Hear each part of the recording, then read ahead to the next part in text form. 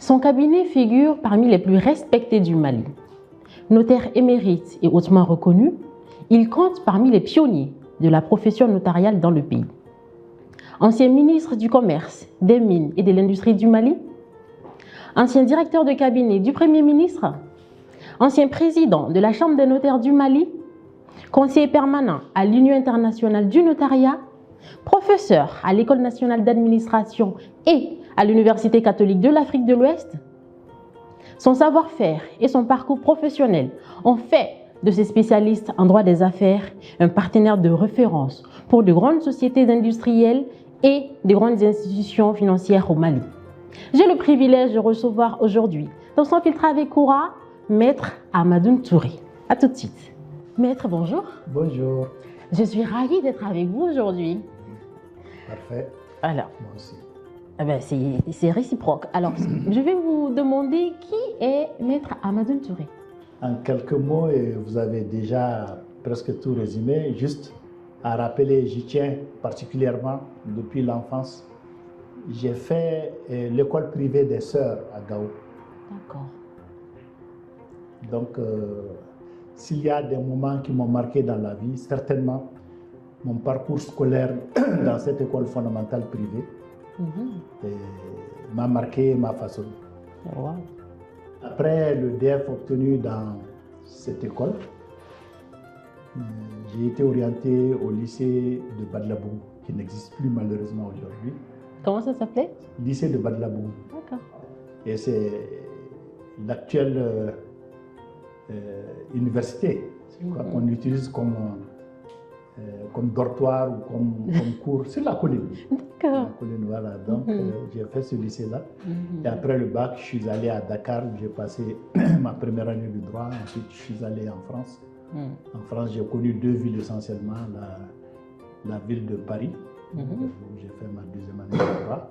Ensuite, je suis allé à Reims, où je suis resté jusqu'à mon doctorat, malgré le fait que je sois revenu à Paris pour faire mon diplôme d'études approfondies. On l'appelle aujourd'hui Master 2. Et c'est avec ce diplôme d'études approfondies en droit des affaires que je me suis inscrit à thèse pour faire le sujet de ma thèse. Ça date déjà de quelques dizaines d'années en droit des sociétés. Donc en fait, je suis docteur 3e cycle en droit des sociétés et droit des affaires et de l'université de Paris 13, qu'on appelle Villetaneuse. Aujourd'hui, on l'appelle Saint-Denis-Villetaneuse, mais de notre temps, c'était l'université de Villetaneuse, parce que Saint-Denis, c'est autre chose. D'accord. J'aurai l'occasion d'en parler off, parce que je ne voudrais pas porter atteinte au crédit des étudiants qui ont eu à faire l'université de Saint-Denis. D'accord. Je crois qu'on a compris un peu. Maintenant, c'est l'université de Saint-Denis-Villetaneuse, mais avant, c'était l'université de Villetaneuse. C'était la dernière née des universités de Paris. L'université de Paris 13, une création du ministre de l'époque, Alice Saunier-Saint, qui était ministre de l'enseignement supérieur, qui était professeur d'université aussi. Voilà, donc après ce parcours universitaire, je suis revenu, je dirais, presque 30 jours après la soutenance de ma thèse. Et donc, vous aviez une forte envie de revenir au pays? Non, mon avenir, c'était le Mali. Ça, je n'en ai jamais douté, c'est ce que j'ai fait. 30 jours après la soutenance de ma thèse, j'ai pris l'avion, je suis revenu à Bamako. D'accord, très bien. J'ai donc eu la grande chance de commencer mon stage militaire, et puis l'année suivante, j'ai commencé l'enseignement. L'ancienne ENA, à l'époque c'était l'ENA. Aujourd'hui, on appelle FSJP. On a éclaté en plusieurs facultés, de sciences juridiques. C'était la même unité. Donc, j'ai enseigné aussi bien en droit qu'en économie, le droit des affaires.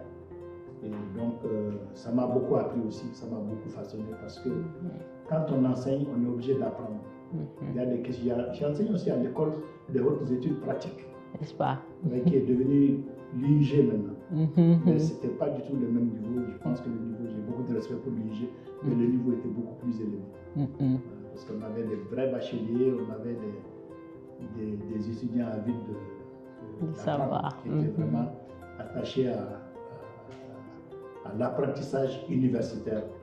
plus qu'à autre chose. J'ai beaucoup de respect aussi pour les étudiants actuels parce qu'ils ont d'autres qualités, ils ont d'autres aptitudes que nous n'avons pas. Ah oui. Par exemple, ils sont très réactifs, ils savent comment chercher et puis ils ont des instruments, des outils que nous n'avions pas à l'époque. Et donc c'est leur chance. Les générations Z, les générations XY, tout ça, on en parle maintenant, mais de notre temps, c'était vraiment beaucoup plus scolastique, c'était beaucoup plus universitaire. Et donc, quand je suis revenu, j'ai commencé mon enseignement. Et donc, je dirais, depuis plus de 30 ans, je continue l'enseignement. Parce que là, on parle de 40 ans. 40 ans de carrière. Je pense qu'il faut pense aussi à lever les pieds parce que bon, le savoir, il faut l'entretenir. J'essaie de l'entretenir. Comment? Parce que nous avons la chance d'avoir des modules de formation continue chaque année. Il y a des universités du notariat, il y a des séminaires payants auxquels je participe partie. J'incite tout le monde à continuer à apprendre, même quand on a 40 ans de carrière, il faut continuer à apprendre parce que là, pour le droit que je connais, ça évolue, les techniques évoluent, les principes évoluent, la morale évolue, la déontologie évolue, donc il faut vraiment rester à jour et il n'y a pas de honte à retourner au banc. Moi, je le fais. Je le fais, il n'y a pas un mois, j'étais au congrès des notaires à Berlin, le congrès international qui a mentionné l'Union internationale du notariat latin dont je suis conseiller permanent, mais je continue à aller apprendre. Donc là, on parle du 2 octobre. N'est-ce pas? Donc voilà, j'ai suivi des séminaires, des conférences sur le blanchiment d'argent, sur le GABA, sur beaucoup de choses. Il faut continuer d'apprendre. Il n'y a aucune honte à cela. Et dire qu'on doit rester à jour même quand on connaît. C'est vrai que j'ai soutenu ma thèse de doctorat en 1984, mais de 1984 à aujourd'hui, on a connu au moins 5 législations rien qu'en droit des sociétés. Et la dernière date de 2014. Le Mali a été l'un des tout premiers pays africains à avoir adopté un code de commerce. Donc là, on parle de 1986. Donc de 1986 à aujourd'hui, il y a eu l'OADA, il y a eu la réforme du code en 1989. Il faut évoluer. Et donc, quand le droit évolue, il faut évoluer avec. Quand on est professionnel, il faut évoluer et se maintenir intellectuellement en forme et se maintenir aussi dans la perspective de pouvoir échanger avec les nouveaux. Parce que les nouveaux, vous connaissez maintenant des choses que je ne connais pas. Parce que oui, du point pas de beaucoup, vue, hein? Oui, et c'est normal. Parce que les techniques que nous utilisons, même les techniques de communication pour l'apprentissage, elles ont évolué. Nous, on est resté dans la formule scolaire. Peut-être que c'est plus efficace, ça permet d'aller au fond des choses, mais vous apprenez en diagonale. Et vous n'avez pas besoin de tout retenir parce que vous savez où aller chercher. Donc ça, il faut qu'on vous accompagne en cela. Et c'est pourquoi je dis que vous êtes plus efficace. Quand on pose des questions, vous allez répondre comme ça, moyennement. Mais lorsqu'il faudra résumer, déposer le document, vous vous donnez le temps d'aller chercher les moyens, d'aller chercher, vous savez, nous on est dans les livres. Maintenant, les livres, c'est dépassé. Les livres, c'est en ce sens que le livre est devenu numérique. Donc, vrai que... le temps que nous cherchons à lire, feuille par feuille, vous allez demander à l'IA, et vous allez regarder sur Google comment on résume ce livre. Et l'essentiel de ce livre-là va être résumé pour vous. Et c'est déjà mâché. Donc, c'est quand même une chance. Et c'est votre temps. Bon, voilà. Donc, effectivement, depuis 1986, parallèlement à l'enseignement que je continue jusqu'à aujourd'hui, j'ai prêté serment. J'ai démarré ma carrière de notaire. Alors, vous voyez le réflexe du professeur. Vous avez répondu à ma deuxième question. Du coup, je vais passer à la troisième directement. Alors, pourquoi le notariat, justement? C'est vraiment un coup de... c'est un coup de l'histoire. L'année dernière, j'ai offert des mélanges à mon patron de stage. Maître Grosso Hydra, qui est vivant, parce que Dieu lui donne encore longue vie en santé. Inch'Allah. Il s'est associé avec son fils, Baba. Et je fus son premier stagiaire. Il était stagiaire dans sa vie. L'année dernière, je lui ai offert des mélanges. Vous savez ce que c'est? Non, j'allais vous demander.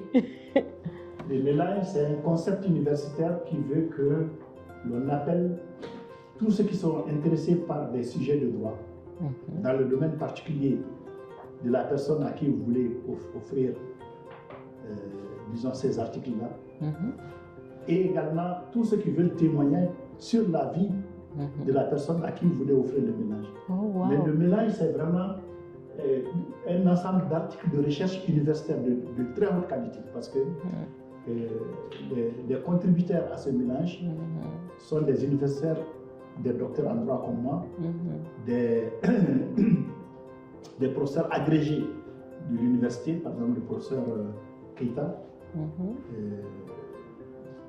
vraiment l'un des tout premiers agrégés CAMES des facultés de droit, donc vraiment des sommités au niveau régional et au niveau malien. Donc je me suis adressé à eux et on a monté les sujets. On a fait en sorte que les contributions des uns et des autres soient des contributions qui puissent enrichir le droit en Afrique et le droit à l'international. Oh wow! Quel beau cadeau! Donc j'ai réuni ces sommités, j'ai demandé le témoignage de Chélie, dont le papa m'a fait entendre pour la première fois le terme notaire. Oh! Et j'ai contribué aussi par un article universitaire. Et tout ceci a fait l'objet d'un livre. Et ce livre-là, ce sont les mélanges que je lui ai offerts dans le passé. Waouh, c'est à la disposition du grand public? Oui. D'accord. Je vous offrirai. Ah bah, je serais ravie. Merci beaucoup. Merci. C'est à la disposition. Pour le moment, beaucoup de gens m'ont approché pour que je vende. Je pense remettre ça à la librairie là. On en a déjà parlé. Mais pour le moment, je n'ai fait qu'offrir.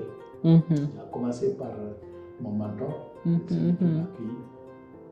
Et je lui suis infiniment reconnaissant. Donc, il s'est battu pour me faire mon arrêté de stage. Et quand j'ai soutenu ma thèse de doctorat, comme je l'ai dit un mois après, le 1er juillet 86-84, j'ai commencé le stage chez lui. Mais ce n'est pas lui qui m'a parlé du notariat pour la première fois. D'accord. J'ai entendu parler pour la première fois du notariat. Je venais d'arriver en France en deuxième année de droit. Je vous ai mentionné que j'avais fait ma première année de droit à Dakar.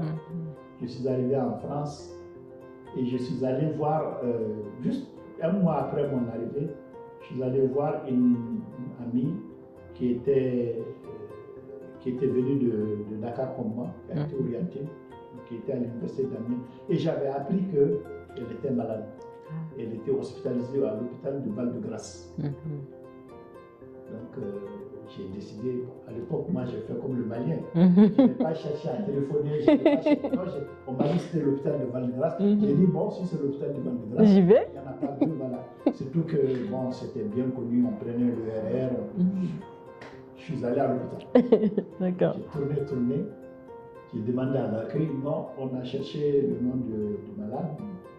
Non, monsieur, j'ai dit, d'accord, je vais aller en cardiologie parce que c'était un problème cardiologique. Donc j'ai dit, je vais aller à l'unité de cardiologie pour la retrouver là-bas.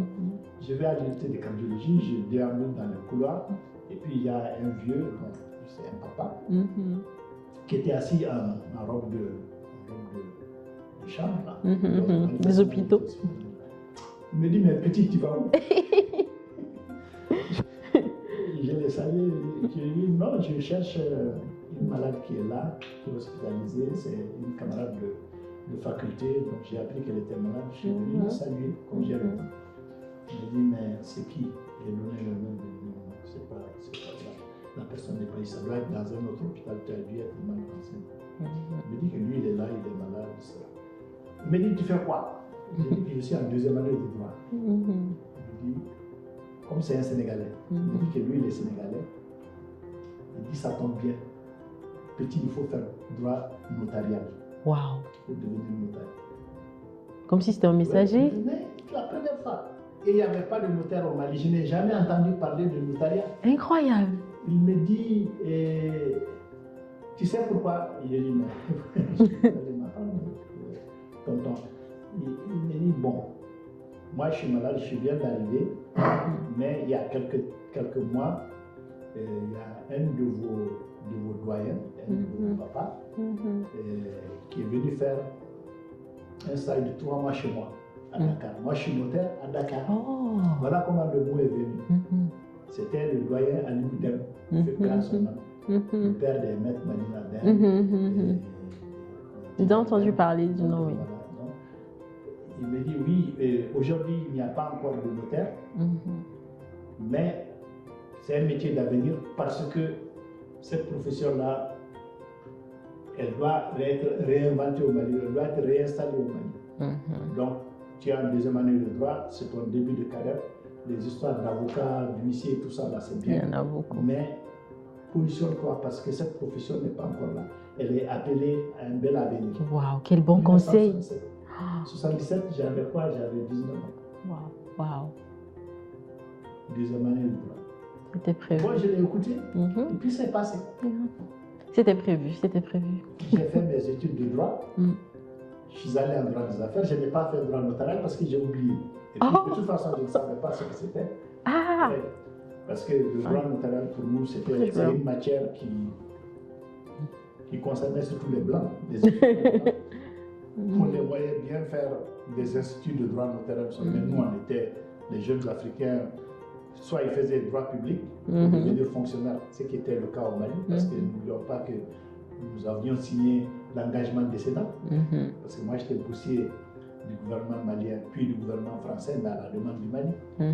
Donc, nous, engagement décennal, ça veut dire que quand tu revenais au Mali, tu t'engages à travailler pour 10 ans, ce qui veut dire que c'était le Mali qui t'embauchait. C'est ça. Donc tout le monde de notre temps devenait automatiquement fonctionnaire. Il n'y avait pas de secteur privé où les gens se débrouillaient tout seuls. Il y avait quelques avocats, il y avait 1 ou 2 avocats, à part maître Dembediallo et puis maître Dongar et un troisième maître, il y avait un autre français. Il n'y avait que 2 ou 3 avocats dans tout le Mali. Après, il y a eu des fonctionnaires qui sont devenus avocats, comme mon père Hamassiré Doublé, paix à son nom. Mais notaire. Il n'y en avait pas beaucoup. Et puis, la fonction notariale était incompatible avec le statut de fonctionnaire. Sur un statut particulier. Donc, c'est ainsi que quand je suis revenu, on commençait à venir, etc. Je pensais devenir avocat. Mais le choix vraiment c'était de devenir professeur de l'enseignement supérieur, donc enseigner à l'école. Parce que moi, quand tu fais le doctorat, ça veut dire que tu veux enseigner à l'université. Pour le Malien, c'est ça. Quand quelqu'un fait un doctorat, une thèse de doctorat, il est docteur. S'il est docteur, il doit enseigner à l'université. Ce qui est logique. C'est du gouvernement français. Mais moi, j'ai fait droit des affaires. Donc, à vrai dire, l'administration ne m'enchantait pas trop, mais je l'aurais fait. Pas l'administration centrale, je l'aurais fait peut-être dans le cadre universitaire. Ça ne me dérangeait pas d'enseigner, et c'était ça ma vision, c'était ça mon souhait le plus profond, et même aujourd'hui. Vous le faites d'ailleurs. Si je devais refaire ma carrière, s'il y a un métier qui m'aurait toujours enthousiasmé, comme c'est le cas aujourd'hui, je n'ose pas dire avant le notariat, mais c'est l'enseignement. Là, j'ai commencé à enseigner avant de devenir notaire. Et vous le faites bien d'ailleurs. D'ailleurs, j'ai envie justement de vous demander un peu, de nous parler de vos débuts en tant que jeune notaire au Mali. Il y avait des contraintes, c'était comment? Voilà, le stage à l'époque, c'était un stage de 2 ans, c'est toujours un stage de 2 ans. Et puis après, il y avait un examen professionnel à la sortie que j'ai fait. Je suis diplômé notaire malien, en plus de mon doctorat. Et actuellement, c'est un concours que l'on fait pour devenir notaire à l'Institut national de formation judiciaire. À l'époque, il n'y avait pas d'Institut national de formation judiciaire. C'était la Direction nationale des services judiciaires. Donc, c'est eux qui ont organisé mon examen après mes 2 années de stage. J'avoue que pendant le stage déjà, à travers ta présence dans l'étude du patron, tu avais une idée des difficultés qui t'attendaient. Parce que moi, je voyais bien les mécontentements des clients, on voyait aussi leur enchantement quand ils étaient contents, mais on voyait bien que ce n'était pas un métier de tout repos. Des procès. J'étais témoin des assignations. On voyait bien que le notaire était vraiment dans des positions difficiles. Et ça continue aujourd'hui. En France, il est inimaginable au Sénégal d'avoir des procès qui t'empêchent. Ça n'existe pas. Parce que là-bas, les gens s'en tiennent au droit. Tu ne trouveras pas un avocat pour défendre un dossier indéfendable. J'ai beaucoup de respect pour la profession. Mais tout ça aujourd'hui fait partie du stress qu'il faut gérer parce que nous n'avons pas une culture juridique qui fait respecter le droit. Nous n'avons pas au Mali, malheureusement, la culture du respect du droit. Ici, on prêche le faux pour avoir le faux. Alors que l'adage dit on prêche le faux pour avoir le vrai. Non, si c'était le cas, ce serait parfait. Aujourd'hui, sur 10 procès, 20 procès, on va trouver qu'il y a 90%, 99% qui sont du faux. C'est compliqué au Mali. Hein. Donc c'est pour dire que, mais Déby, la chose qui m'a vraiment frappé, c'est l'irrespect du Malien pour le droit. D'accord. Et malheureusement, même aujourd'hui, d'aucuns disent que non, que les juges ne respectent pas le droit. D'aucuns disent que le juge, ce n'est pas la peine d'aller chez le juge. D'aucuns disent oui, ce n'est pas la peine d'aller chez le notaire. Même quand on va chez le notaire, ça ne veut pas dire que c'est vrai. C'est ça. Il est imaginaire. On ne peut pas imaginer. Très audacieux. Où on met en cause la signature du notaire.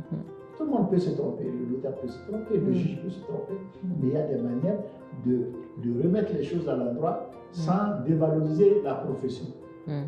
Ça, c'est la chose qui m'a vraiment marqué, qui m'a fait me poser des questions. Oui, c'est important. Pendant le stage, j'ai beaucoup douté. Beaucoup douté à cause de cette attitude-là. Et vraiment, je l'ai vu par la suite quand je suis devenu syndic des notaires et puis président du bureau des notaires. Mes débuts ont été donc marqués par, à l'époque c'était difficile, quand quelqu'un avait 100 000 francs, il était milliardaire d'aujourd'hui. Ah oui?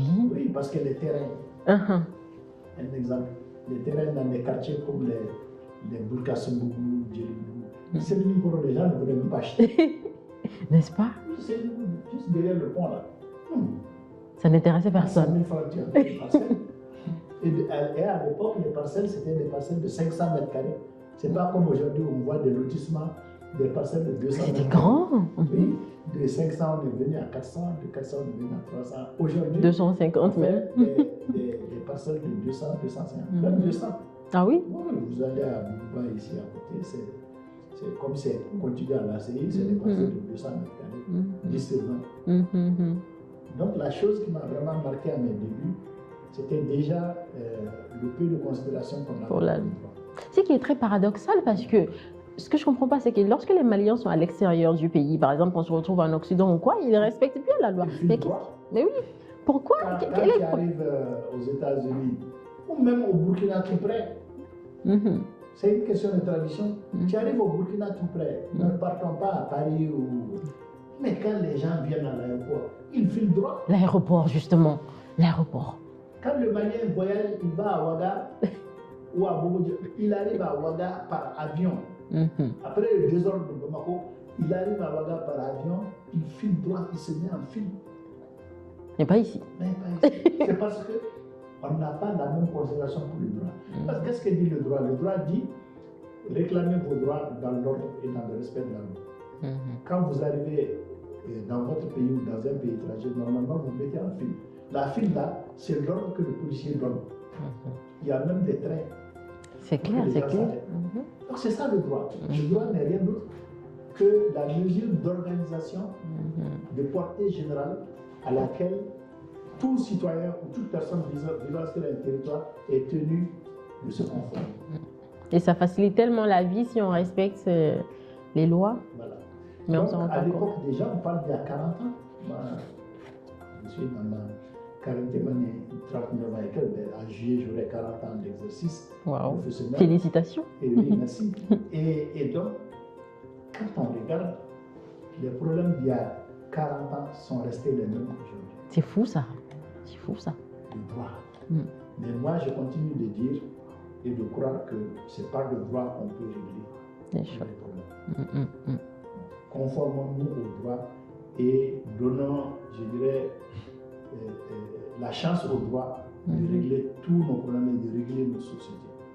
Et avec ça, tout le monde sera dans ses droits. Tout le monde sera rempli de ses droits. Et les gens pourront vivre en communauté et en toute sécurité. Donc au début, la chose qui m'avait le plus marqué, c'est que l'on commençait déjà à mettre en cause le droit. Aujourd'hui, ça s'est aggravé parce qu'il y a une dizaine d'années que ça a commencé. J'ai commencé à voir des actes notariés, soi-disant émis par Maître Touré, avec ma signature. C'est du fou. Des actes où l'on prétend que j'ai fait comparaître des gens que je n'ai jamais vus, bien sûr, et avec les scanners. Les gens sont audacieux. Incroyable. Actuellement, tous les notaires maliens ont été visés une seule fois, au moins une fois par cette fraude. Wow. On fait comparaître des gens et c'est facile. Avec les scans, on fait des montages. Vous avez bien vu qu'on montait aussi des vraies fausses cartes d'identité. Ils font la même chose. On fait comparer des gens. On achète ou on vend des terrains qui n'existent pas. Et après, vous êtes assis dans votre bureau et un matin, il y a un procureur qui vous appelle, qui vous dit que Maître Touré, vous avez vendu un terrain qui n'existe pas. Waouh! Mais les gens sont audacieux. Comment ils ont été retrouvés? Voilà, non. On les retrouve plus ou moins, mais le mal est fait. Ce sont des faussaires, oui. Il y a quelques-uns qu'on retrouve, mais il y en a beaucoup. On ouvre des plaintes on enregistre des plaintes contre X, mais on ne les retrouve pas. C'est compliqué, oui. Et c'est un faux qui est facile maintenant avec les outils informatiques. C'est ça. Avec les scans, avec Google. Les revers de. Comment vous appelez ça? Les photoshoots. On scanne la signature du monsieur, on prend son adresse.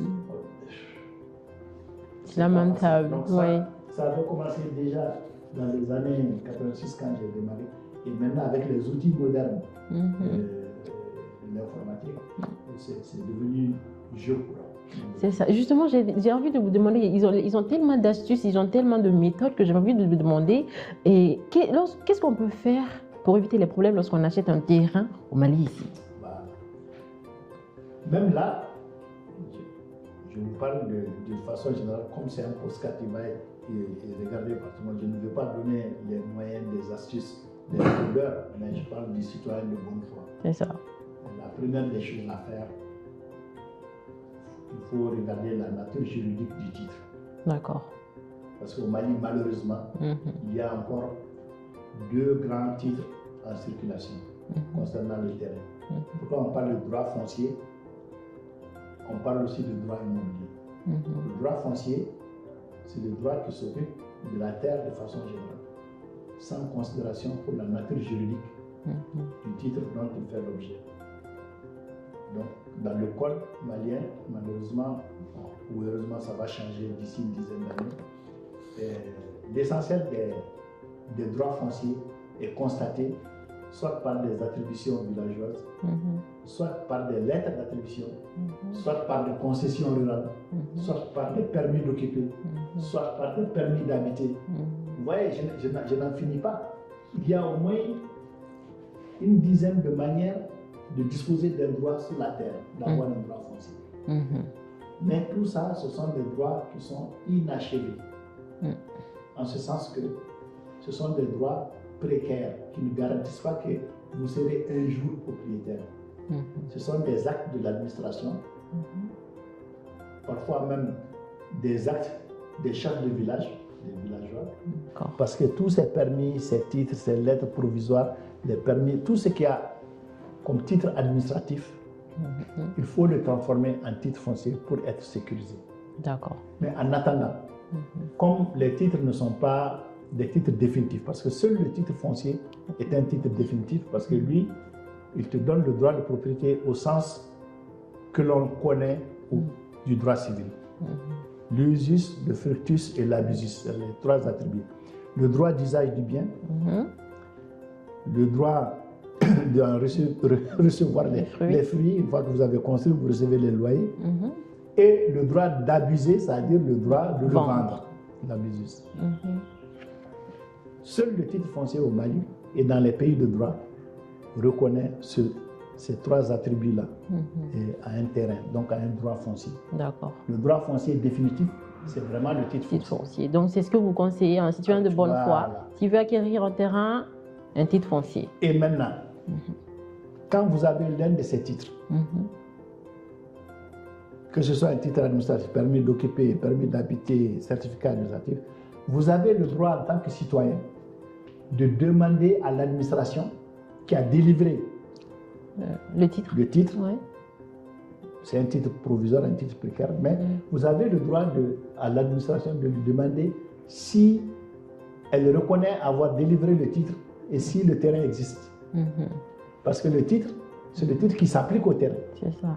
Avant même d'aller voir si le terrain existe, il faut d'abord vérifier si le titre existe. C'est-à-dire si le préfet, le gouverneur, ou bien le chef de village, il faut lui demander si c'est lui qui a établi. La réquisition, du coup. C'est ça la réquisition. Mais la réquisition la plus solide, la plus valide, c'est la réquisition quand c'est un titre foncier. D'accord. Parce que quand c'est un titre foncier, le monsieur, il a les 3 attributs, comme je l'ai dit. Le droit d'usage, le droit de la recueil, le droit de vente. Et donc, c'est le titre achevé. Quand vous allez au domaine, chez le chef de bureau, de n'importe quelle circonscription dont relève le terrain, vous lui demandez, est-ce que ce titre foncier-là existe? Donc, lui, il va vous dire oui, le titre foncier. Mais attention, l'information peut ne pas être à jour. Ah. Il faut faire attention. Parce que le titre peut avoir été vendu sans que le chef de bureau soit au courant. C'est-à-dire sans que le monsieur ne soit passé chez un notaire. C'est là où intervient le notaire. Le notaire ne peut te donner l'information, ou toi-même, l'État ne peut te donner l'information que celle qui est disponible dans ses cahiers, dans ses registres. Donc il se peut très bien, et malheureusement c'est le cas au Mali, un terrain peut changer 1000 fois de propriétaire sans que l'État ne soit. Pourquoi? Parce qu'on trouve que les transactions coûtent cher. Parce que. Donc comment les gens font? Ils font sous sein privé? Oui, ils font sous sein privé et puis ils laissent comme ça. Ils disent, ah ouais, moi j'ai acheté mon terrain, j'ai acheté mon titre foncier, j'ai acheté mon permis d'occuper, j'ai mon reçu même. Mais figurez-vous, si quelqu'un d'autre va faire la réquisition, faites la même chose, va faire la réquisition, il va vérifier que c'est toujours le propriétaire initial qui a son nom. C'est ça. Qu'est-ce qu'il va faire? S'il est de mauvaise foi, il va faire un avis de perte, il va faire un duplicata. Waouh. Quand il va faire le duplicata c'est sur le même terrain. Le commandant de préfet, de sous-préfet, et je ne sais pas, le chef de bureau des domaines, tout le monde travaille sur papier administratif. S'il y a un certificat de perte, le certificat de perte est visé par la police, par la gendarmerie. Et le juge, au vu de ce certificat, va ordonner à l'administration de délivrer un duplicata. Ou bien le commandant va faire un duplicata. Mais c'est compliqué. On va faire le double. C'est de là que vient la spéculation foncière. Ouais. À titre d'exemple, on a entendu le 10 décembre dernier la médiatrice de la République dire que 90% des plaintes concernent le foncier. Mais c'est normal et ça va durer. Parce que la chaîne n'est pas sécurisée. La chaîne administrative n'est pas sécurisée. Et comment sécuriser? C'est éviter les doubles attributions. Les doubles attributions avec les duplicata sur le même terrain. C'est ça. Donc nous, au niveau de l'ordre des notaires, nous nous sommes toujours battus depuis plus de 40 ans pour que l'État mette de l'ordre dans ce domaine. Que l'on vérifie bien les modalités de délivrance des duplicata et qu'on vérifie bien qu'il n'y a pas 2 fois attribution sur le même terrain, comme on le voit nous. Tous ces procès-là sont liés à cela. Peut-être il faut passer par la numérisation. La numérisation est en cours, mais même ça, il n'y a pas de lien entre les domaines et le cadastre. Ah. Le cadastre, c'est-à-dire la numérisation du titre foncier qui met à jour l'état des propriétés, même des usufruitiers, les gens qui sont connus, qui sont enregistrés comme étant les titulaires des droits. Mais il n'y a pas, pour l'instant à ma connaissance, il n'y a pas de jonction entre cette base-là et les domaines pour aider le chef de bureau à donner la bonne information ou pour aider la préfecture ou la sous-préfecture à donner la... Parce que les scans qu'ils font, la numérisation qu'ils sont en train de faire, c'est du bon travail, mais ce ne sera efficace que lorsque la base de données est mise à la disposition des domaines, parce que c'est les domaines qui gèrent les droits de propriété. C'est les domaines qui peuvent attester que, d'abord c'est eux qui créent les titres fonciers, c'est eux qui peuvent attester que tu es bien le propriétaire. Donc, quand on a un double titre foncier, quand on a des contentieux, la chose la plus précise à faire, c'est d'unifier la base de données électronique. Ça, c'est par le scan. Parce que le jour, ce qui est sûr, c'est que le jour où on va scanner et t'enregistrer comme propriétaire, tu as fait la preuve que tu es le propriétaire de la parcelle. Et ça n'exclut pas, c'est sous réserve que d'autres personnes aussi n'aient pas de droit sur le terrain. Mais au moins, ça fait un premier tri. Quand quelqu'un vient et que la base de données est consultée pour enregistrer le titre qu'il présente, on va lui dire, ah monsieur, il y a déjà un titre foncier qui est enregistré sur la même parcelle. Donc ça veut dire que tu dois faire une vérification. Donc on va te rejeter. Et là, des fois, tu vas trouver que c'est le propriétaire initial. Et c'est lui qui maintenant va se lever pour dire, ah, quelqu'un d'autre a enregistré ma parcelle à son nom. Alors que moi, je suis le propriétaire initial. Donc les problèmes compliqués. Et il y a des solutions, comme je l'ai dit, mais... se munir d'un titre foncier. Oui. Et ensuite, qu'est-ce qu'il faut faire? Lorsqu'on a un titre foncier, c'est bon? On est garanti. Oui, réquisition. Voilà, c'est garanti. Là, vous êtes sûr que la réponse que le chef de bureau va vous donner vous donne une situation exacte du titre. Ça ne veut pas dire qu'il n'y a pas un autre titre sur le terrain. Oui. Mais au moins, vous qui avez demandé, l'État dit, moi, je ne reconnais qu'un tel comme propriétaire. Donc, ça veut dire, vous qui voulez vendre, ou bien celui qui veut acheter, on lui dira que c'est X le propriétaire reconnu. Même si le terrain a été vendu 100 fois, l'État n'est pas au courant. L'État n'est au courant que de l'information dont il dispose lorsque les droits sont payés. L'enjeu, c'est ça. Parce que maintenant, il y a 2 droits qui sont payés, qui sont dus lors d'une transaction immobilière. Ça aussi, ça décourage les gens. Il y a un premier enjeu qui est l'enjeu du droit d'enregistrement. Il fait 15% de la valeur du terrain ou du prix de vente. C'est 15% du prix de vente. Donc, en plus de ces 15% du prix de vente, l'acheteur, ça ce qui est dû par l'acheteur, le propriétaire doit payer aussi la taxe de la plus-value. Cette taxe-là, elle est de 5 ou de 15% en fonction de la durée pendant laquelle tu as détenu le titre. Donc, quand ils font les calculs, les gens ne sont pas, les gens sont pas prêts.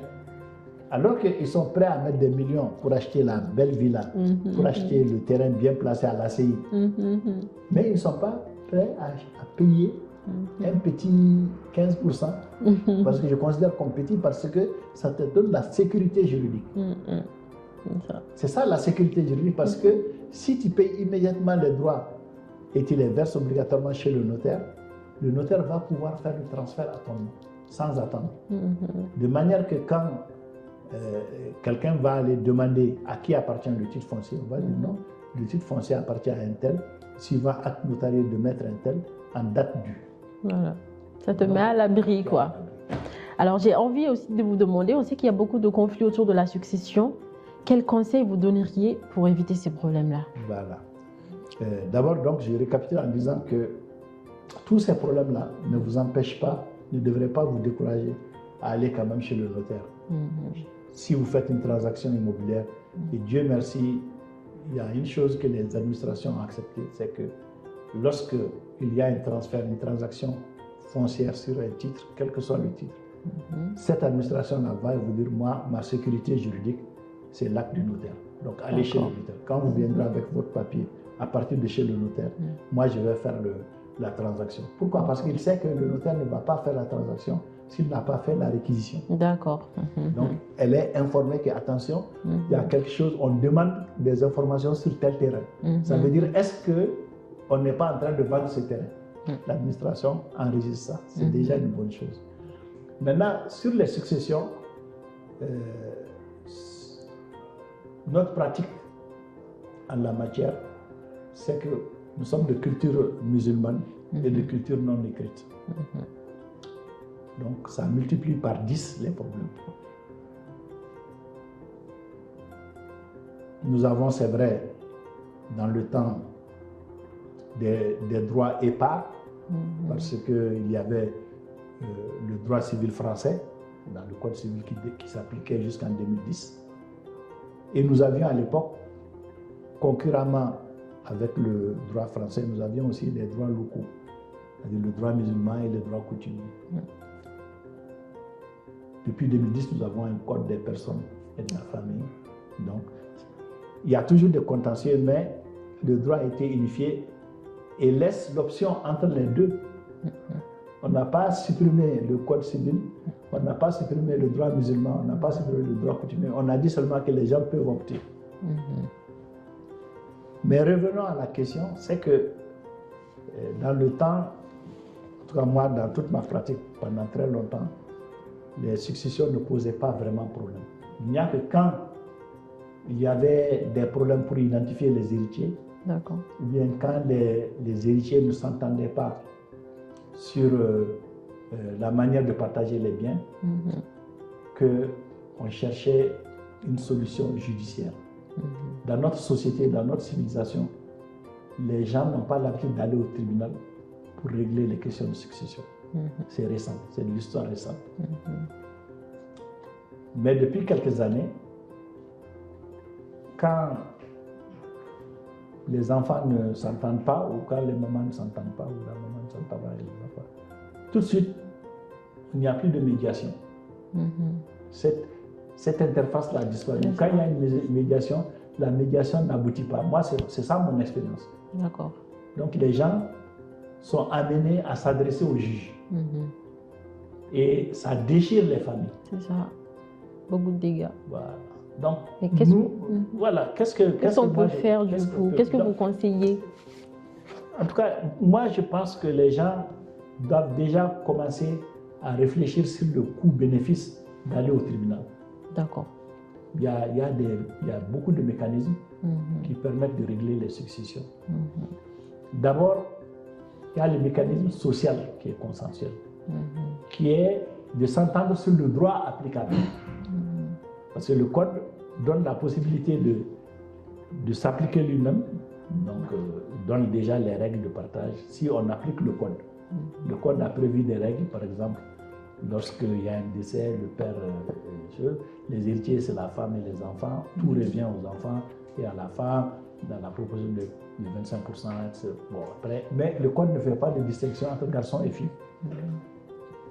D'accord. Mais le même code permet de prendre le droit coutumier ou le droit musulman, lequel prévoit qu'on part de la fille, qu'on part du garçon, le double de la part de la fille.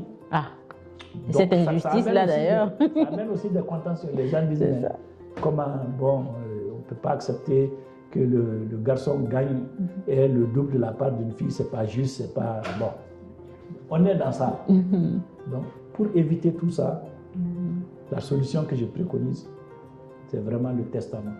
D'accord, voilà. Ça, c'est la solution idéale. Je sais que même le testament, il y a des successions qui ne l'acceptent pas, mais c'est peut-être 1% sur 100% de testament.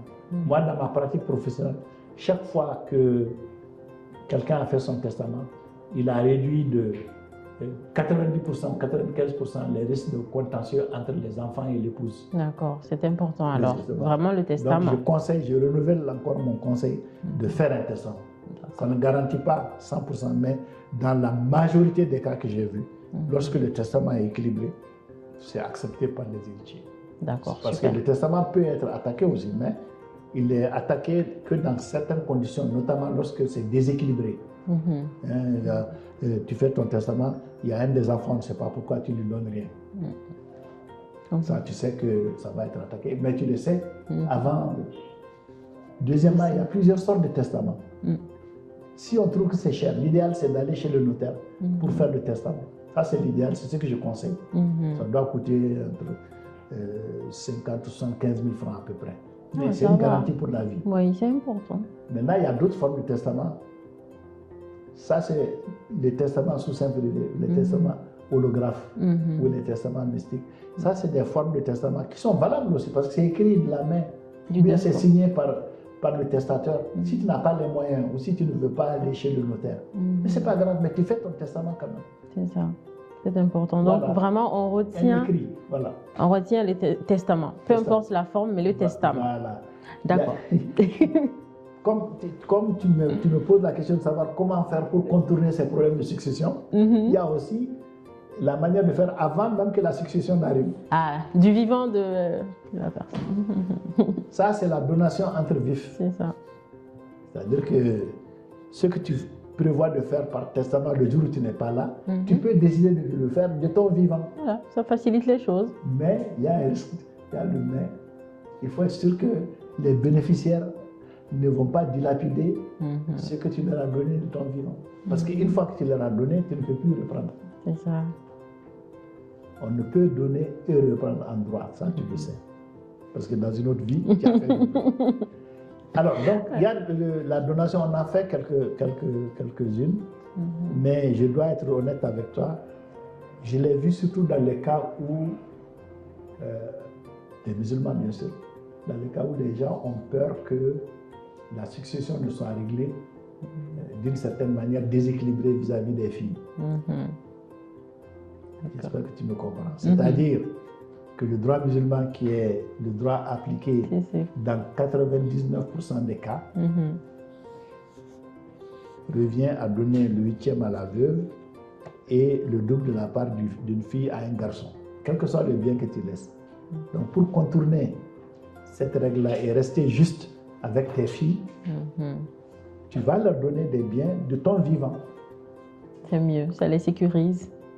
Mais si tu as une fille aussi qui fait un mauvais mariage, ah là, touchons du bois, c'est compliqué. Ça aussi, elle fait un mauvais mariage, le mari est marié sous le régime de la communauté des biens. Qu'est-ce qui se passe? Là, on va dissoudre la communauté. Donc le bien que toi tu as donné à ta fille, c'est compliqué. Voilà. Il faut vraiment être prudent. Je retiens qu'il faut vraiment être prudent et se renseigner. Mais je reste quand même sur la position de faire le testament. D'accord, très bien. Mais dans une certaine mesure, les difficultés à venir. Faites la donation, oui, mais avec prudence. Très bien. Voilà. On retient. Alors, maître, nous arrivons à la rubrique cache-taille. Mais avant, moi, j'ai un message pour vous. Il y a une personne qui a tenu à vous adresser un message. Ah, c'est gentil. Alors, vous allez deviner de qui le message vient. Alors, pour moi qui est Amadou Touré, c'est avant tout un père travailleur. Un homme qui n'a jamais vraiment eu besoin de grands discours pour nous transmettre l'essentiel. Très tôt, il nous a inculqué des valeurs simples mais solides. Le travail, la persévérance et surtout l'importance des valeurs humaines et des relations. Je ne me souviens pas d'un seul matin où il ne nous a pas personnellement amenés à l'école. Et ça a duré jusqu'au lycée. Je ne me souviens pas non plus d'un seul week-end où nous n'allions pas saluer un oncle, une tante, un parent, un aîné. Chez nous, on n'apprenait pas seulement à réussir à l'école, on apprenait à appartenir. À savoir d'où l'on vient, à respecter ceux qui nous ont précédés. Et puis, il y a ce père, capable de passer 1 heure entière à te faire ton arbre généalogique. 1 heure, la personne précise. Avec des noms, des liens, des histoires. Et soyons honnêtes, on s'y perd encore un peu aujourd'hui. Mais derrière ça, il y a quelque chose de très fort. Le souci de transmettre, de ne pas laisser l'histoire se perdre. En même temps, Amadou Touré, c'est un père aimant, présent et profondément démocrate. Un père que l'on sait strict, mais à qui l'on n'a jamais eu peur de parler. Un père à qui l'on peut tout dire, même quand ce n'est pas facile. C'est une sécurité rare, la personne précise. Alors, j'ai une petite question pour toi. Papa, quand j'ai dit Monopoly, qu'est-ce que ça t'évoque? Vous devez répondre à la question et deviner de qui ça vient. Bon, ça c'est elle a dit qu'on était toujours ensemble, solidaires. Effectivement, c'était notre jeu, un de nos jeux de société favoris. N'est-ce pas? Donc, j'imagine que c'est Barbara. Donc, oh là là, vous l'avez raté! C'est pas Barbara, c'est parce que j'ai 3 filles, donc je me suis dit que c'est Barbara. Si c'est pas Barbara, c'est Aïssa. Oui, c'est Aïssa. L'aînée, oui, je dirais que c'est la plus soreille d'entre elles parce que elle est née et pendant longtemps, elle n'a pas eu de petite sœur ou de petit frère. Donc, on a eu vraiment le temps de la choyer. Oui, ça, c'est ma, voilà. C'est l'homonyme de ma maman et vraiment, elle a passé l'une des plus belles années de ma vie avec elle, avec moi. Donc, ça, bon, pourquoi j'aurais dit Barbara? Parce que, bon, le contexte. Vous essayez de vous défendre. Oui, parce qu'il y a Amina dans tout ça. Amina, elle, donc c'est elle qui n'est pas là. Et donc, voilà. Non, c'est attachant. Oh, attachant. Vous en parlez avec beaucoup d'émotion. Oui, c'est vrai, c'est attachant. Non, il y a... Oui, non, elle a dit vrai, Oh, super. Oui. Alors, merci beaucoup, Aïssa. Monopoly, c'était vraiment le jeu de société qu'on jouait ensemble. Ça, vraiment, c'était les soirs de détente. Tout le monde est là, réuni. Donc, vraiment, c'est un de nos jeux favoris. Eh bien, super. Elle a vu juste alors. Elle a vu juste. Et je lui dis de continuer de s'intéresser à la parenté parce que nous, on a grandi dans ça. Moi, j'ai grandi orphelin, donc je n'ai pas connu mon père. Et donc, j'ai grandi autour d'une famille. Très tôt, on a partagé les valeurs familiales, quoi. Donc, je sais ce que c'est que d'être d'une grande famille. Il ne faut pas qu'elle oublie. J'invite tous les autres. D'ailleurs, j'invite tous les Maliens à se retourner vers leur famille et leur grande famille. C'est important. Ne pas se laisser bouffer, mais il ne faut pas lâcher ses origines. Il faut toujours savoir d'où on vient. Quand on pose un acte, il faut toujours avoir à l'idée que c'est parce qu'on appartient à une communauté et qu'on n'est pas seul. C'est important. Je crois que c'est très important. Eh bien, elles l'ont bien retenu, en tout cas, je vois ça. Alors, maître, c'est l'heure de la rubrique Cash Time. Le principe est simple. Moi, je vais vous poser une série de questions à laquelle vous devez répondre du tac au tac, sans euphémisme. Vous êtes prêts? J'espère. Alors, quelles sont vos plus grandes fiertés professionnelles et personnelles? Professionnelle, c'est d'avoir vraiment pu persévérer dans la profession, d'être devenu ce que je suis, et même d'avoir eu une autre vie grâce à la profession. Parce que grâce à la profession de notaire, au-delà du fait que je suis devenu président honoraire de l'Ordre des notaires du Mali, j'ai quand même été 2 fois ministre. Oui. Et je le dois à la profession. Si je suis connu au Mali, à 2 fois, vous avez vu? En tant que notaire. J'ai omis alors dans la présentation. Non, tu as dit ministre. Comment? Parce que le directeur de cabinet, c'est un ministre. C'est un ministre sans portefeuille, mais c'est un ministre. D'accord. Le décret que le nom dit qu'il a rendu ministre. D'accord. Il a été fait 2 fois. Très bien. Donc, je pense que professionnellement, c'est le notariat. Ça m'a ouvert toutes les portes. Vraiment, je remercie la profession et je suis fier d'appartenir à cette profession. Ça, vraiment, je lui serai infiniment et indéfiniment reconnaissant. Elle a fait ce que Maître Touré est devenu. Il y a l'enseignement, mais c'est d'abord le notariat qui m'a fait réussir professionnellement. Et ça, je suis reconnaissant et je salue tous les membres de la profession. Très tous bien. Les notaires. Voilà, je leur dédie vraiment ce podcast parce que sans la profession de notaire aujourd'hui, je n'aurais pas présenté de courage. Je salue aussi. Merci, voilà. Maître. Et personnel, une fierté personnelle? Ah oui, ça, ce sont mes enfants. Oh. Ça, c'est mes enfants. J'ai pratiquement 35-36 ans de mariage. Et Dieu merci, je suis toujours dans le mariage. J'ai 4 enfants avec mon épouse et ils ont fait de bonnes études. Ils m'ont fait honneur et ils me font honneur encore. Vraiment, je leur souhaite plein succès, longue vie.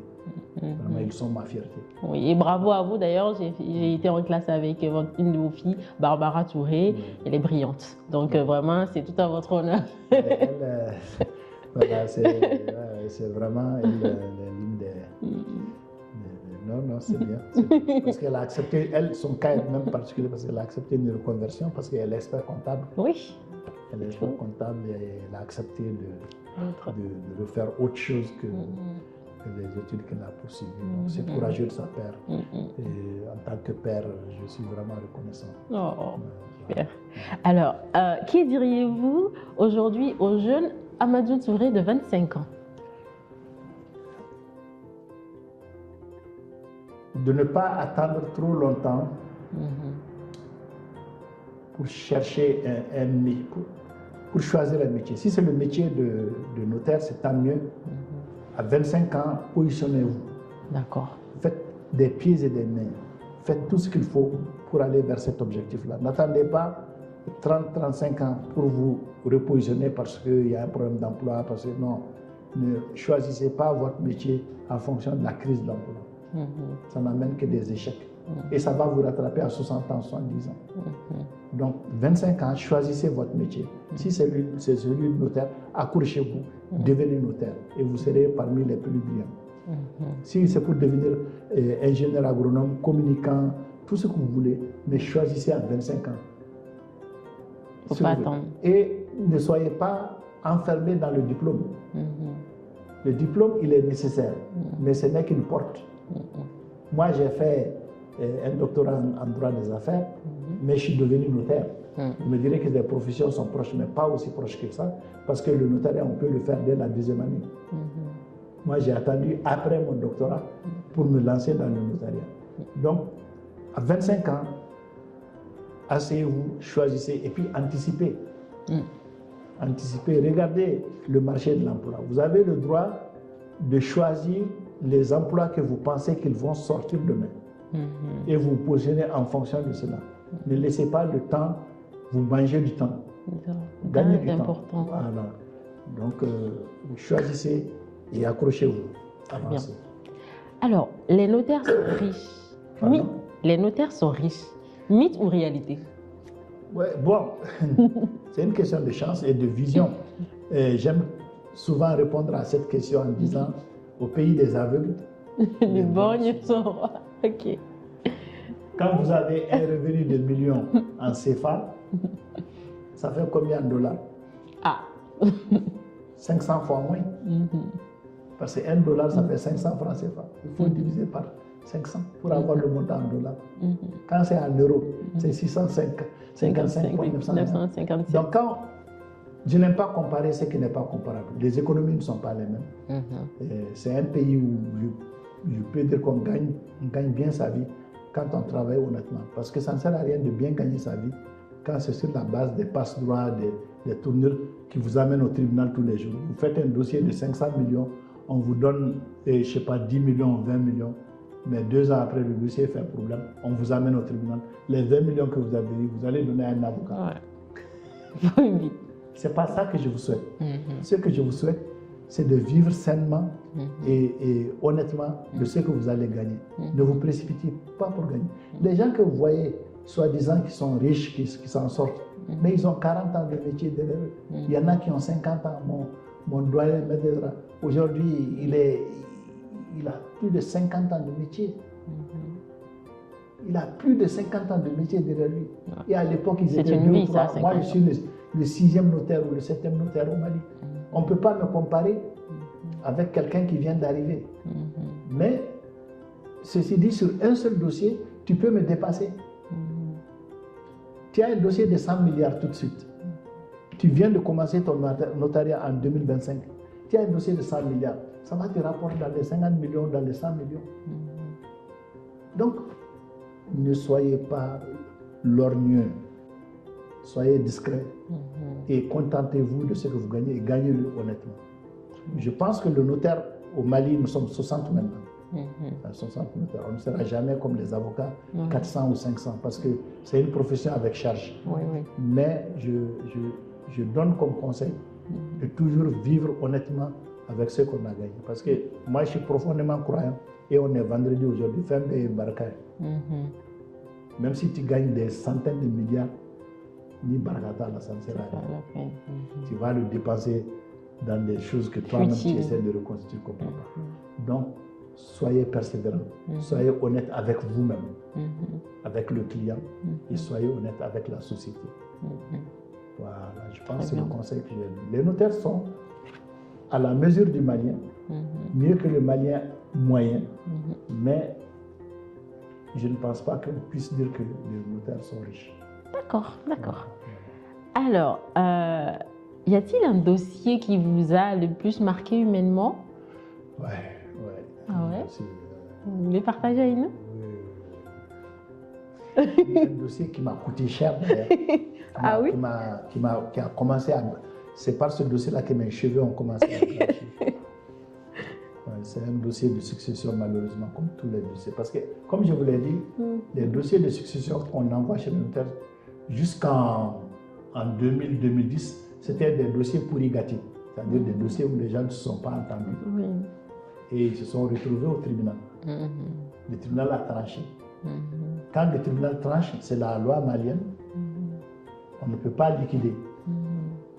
La liquidation se fait chez un notaire. Donc c'est le tribunal qui nomme le notaire. C'est pour cela qu'on dit d'ailleurs que le notaire était un auxiliaire de justice. C'est uniquement dans ce cas. D'accord. Ou quand il est nommé pour une expertise judiciaire du tribunal. Là, le notaire est nommé par le tribunal, il devient, je dirais, indépendant, comme les huissiers, quoi. Il est aux ordres du tribunal et il ne peut pas refuser. Voilà. Donc, quand tu vois ce dossier, un dossier qui a été vraiment pénible et qui était d'une injustice notoire, parce que je me suis même quelque part retrouvé dans ce cas. C'est-à-dire des orphelins qui perdent leur père, qui étaient dans une affaire avec d'autres, et puis on fait un traitement différencié à ces jeunes orphelins de moins de 21 ans. Donc je me suis mis corps et âme dans ce dossier et j'ai refusé beaucoup d'argent dans ce dossier. On m'a proposé beaucoup d'argent. Voilà. Mais j'en parle toujours avec émotion. Après la vie remet les choses. On se revoit après, on se regarde. Ceux-là même qui m'ont amené au... J'ai fait la mission, hein. Oui. Et ce n'est pas un problème juridique. J'ai fait la mission et le tribunal a même validé ma mission.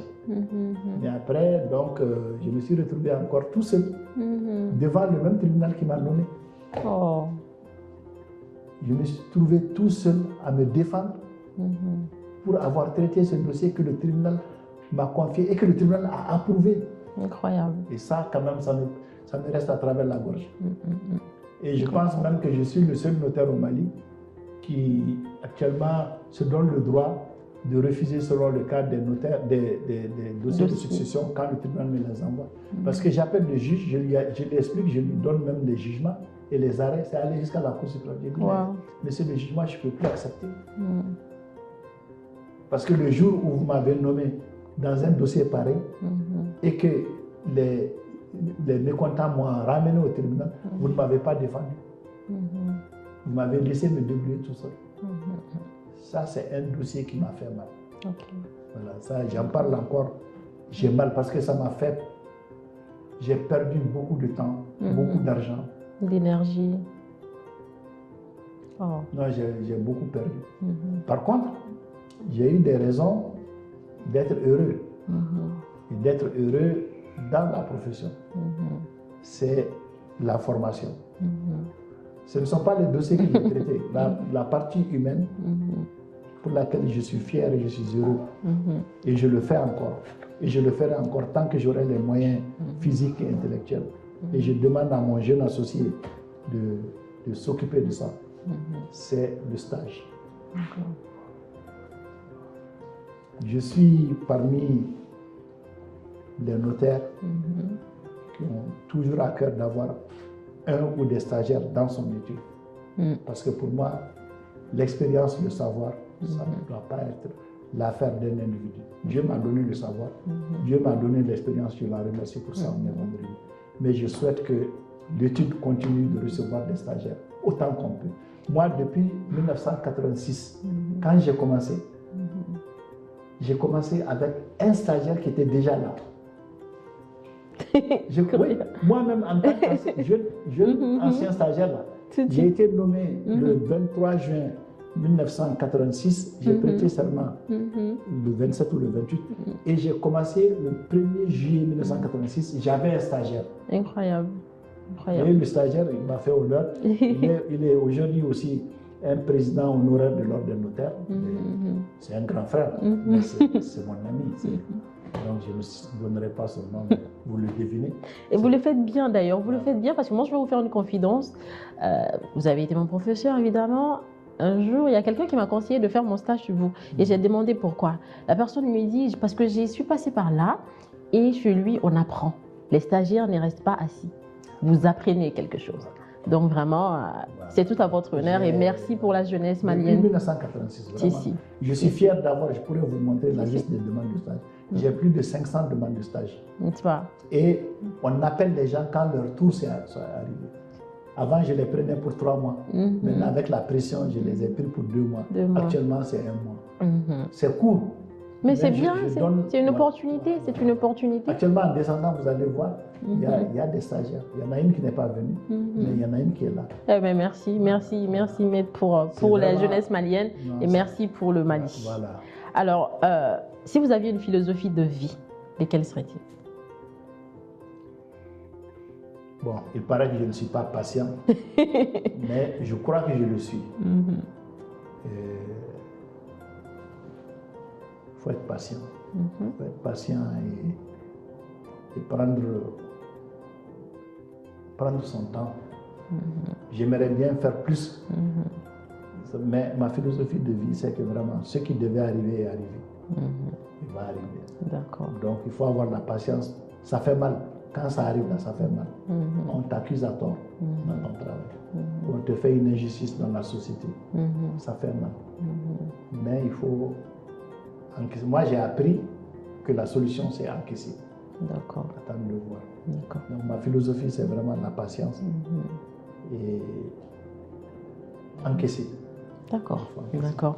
Alors, Maître, nous arrivons au terme de l'émission. Généralement, j'aime clore avec une pensée forte, une punchline. Mais aujourd'hui, moi, j'ai décidé de faire un témoignage vous concernant. Alors, pour avoir été votre étudiante, Maître, vous êtes quelqu'un de très humble. Et j'aimerais que vous sachiez que cette humilité touche profondément le cœur des gens que vous rencontrez. Je ne sais pas si vous vous en rendez compte. Et Maître, merci d'être. Et surtout, ne changez rien. Vous êtes une référence. Merci beaucoup. Merci beaucoup. Je vous en prie, c'est sincère. Ça fait un plaisir. C'est très sincère. Et je t'encourage vraiment, j'encourage l'équipe. Persévérer dans ce que vous croyez. Voilà, faites ce que vous croyez. Parce que la vie dans laquelle je vous ai connu n'est pas celle qui justifie qu'on soit assis ici. Mais persévérer dans ce que vous croyez. Très bien. Voilà, le conseil que le papa peut donner aussi, c'est celui-là. C'est de croire et de faire. Ne vous laissez pas distraire par ce que votre cœur ne sent pas. Voilà. Merci beaucoup. Merci beaucoup pour le conseil. Merci, voilà. Merci Maître. L'enfant aussi peut donner conseil et j'accepte le conseil avec humilité. Merci beaucoup. Merci. Alors, ceci met fin à notre émission. Merci de nous avoir suivis. Au revoir.